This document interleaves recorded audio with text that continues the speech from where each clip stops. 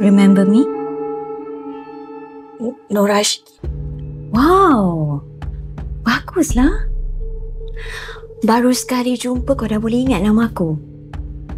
Maksudnya tak adalah lemah sangat ingatan kau tu kan? Kenapa?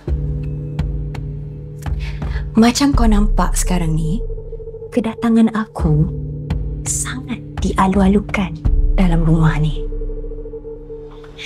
baik Uzam, Arya ataupun Bapa Uzam semua restu dengan aku.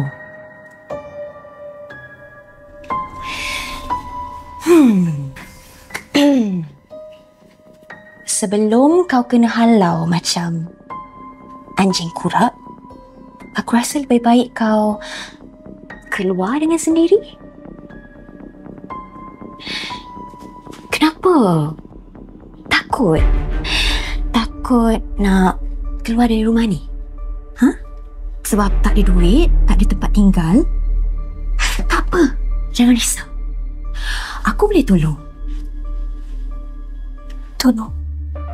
Tolong apa?